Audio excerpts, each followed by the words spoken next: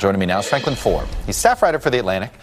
But more importantly, he has written extensively on Paul Manafort. Some may question why he's Washington's foremost expert on Paul Manafort. I kid. But it includes a piece today that's entitled What Paul Manafort Knows. He's also the author of the upcoming book, World Without Mine, The Existential Threat of Big Tech. Mr. Foer, good to see you. Pleasure. You have written on him more than anybody in this town, more than any reporter that I know, and you've been doing it for a long time because you've seen him as sort of the face of the dark side of K Street, I guess. Yeah, the rotten core of Washington. And he's a guy who's not an incidental figure. He's not a bottom feeder. I mean, he is a bottom feeder, but he's also somebody who has been a pioneer in inventing this world that we live in.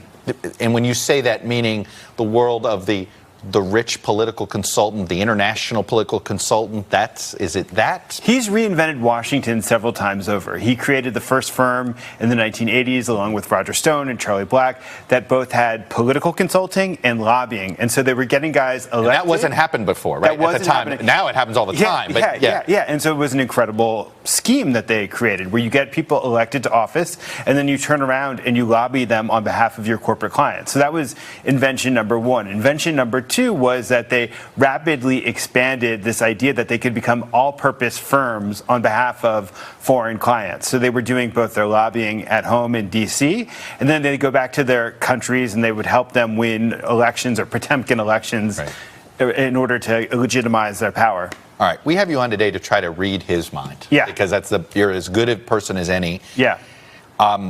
This is a guy I've been wondering why he didn't cooperate sooner, and there's been one thing hanging over my head does he fear the Russians more than he fears the federal government? And what's been your sense? My sense is that this is a guy who thought he could win. He's done audacious things throughout his entire career. And so in the first trial, I went there, I watched him, I observed him. There was a swagger to him. He had a glint. I always hear he had a gleam in his eye. Yeah, and he hired this army of top drawer lawyers, which is what he does. And I think he thought that he could take on the jury. The jury would be like voters in Michigan, and that he'd be able to win them over. And when that failed, when his own powers didn't carry him through, I think he started to panic. And when you're alone in a jail cell and you're staring at the abyss and you're starting to think about what's going to happen to your wife and kids, and if there's going to be ever a day when you're going to see the light of day again, you start to rethink things in your head. And I think he started to get scared. I'm not sure he's scared about Russians. You think he's scared about serving time? Yeah, and the timing of this was so awkward. So he was hanging on for a presidential pardon at a certain point. But it seems like it was still there to be had. That's why I'm mildly surprised he did. But he had to make certain strategic choices. So if he was going to go through with this trial, he was going to have to spend a ton of money. Right. And he'd have to count on the fact that, Donald Trump is an unreliable character.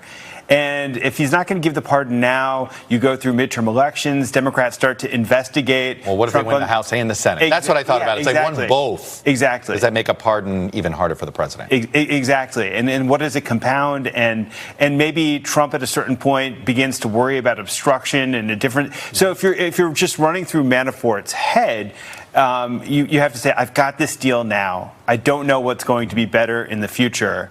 I don't know what I can count on. So, by the way, there was another thing that happened after the trial that was, and I can't help but think it had an impact on him.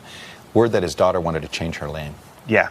No. And you can't tell me that doesn't have a psychological impact. Of course it does. Of course it does. And he was close to his daughters. He did a lot of things over the course of his life to make them extremely angry. But there was a lot of evidence that he was a loving father. And then to have that happen is just a psychic blow. And to think that, all of this was going to culminate in costing you. By the way, he was really proud of his name. Why else would you have it monogrammed and everything? I'm sorry. I mean, right? The M on it. It was a pride thing. And here his daughter said, I can't walk around in this country with that last name. Yeah. That stings. That had to sting. That definitely stings. He doesn't turn on people, though. One Manafort thing, the guy has been a keeper of secrets. Do you think he really does flip on Trump? And when he has clients, he serves them forever. He does. I mean, look, you can say it's misguided loyalty. Yeah. But boy, I've never seen him flip on somebody. He and Charlie Black aren't in business together, and he's never, and I don't think it ended well, but he doesn't ever say a negative thing. And he doesn't trash Roger Stone and none of this stuff. Yeah. Well, I mean, so I think that he does turn. I mean, if he's locked in, he's locked in. He saw what happened to Rick Gates, right, who got burned. He went in, he talked to the prosecutors, he wasn't straight with them, and it came back to sting him. And so I think he's got that precedent to observe. And I do think that he knows things. I think that there's this whole catalog of untidy narratives about merit. Yeah. You, at the end of your piece today, which I thought was fascinating, you essentially said, when you read the indictment, it ends right when you feel it. No. Tell me what's next. Yeah. It ends essentially in the spring of 16. Yeah. Right when Paul Manafort accepts a unpaid job with Donald Trump. Yeah.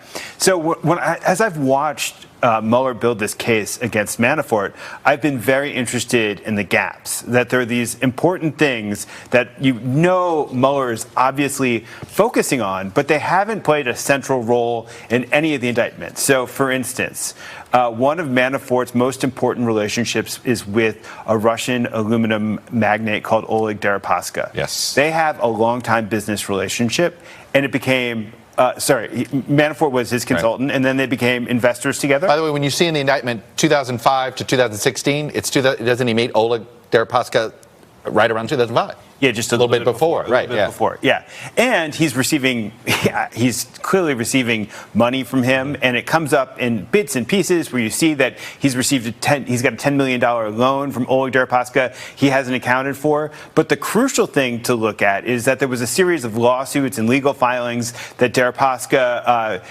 weighed in against Manafort, where he accused Manafort essentially of taking this investment that they'd made, where they were supposed to be investing in assets in Ukraine and Russia, and Manafort just squandered them. And Deripaska comes right out and says, essentially, you stole my money. Right. And he says, when I came to look for it, you disappeared.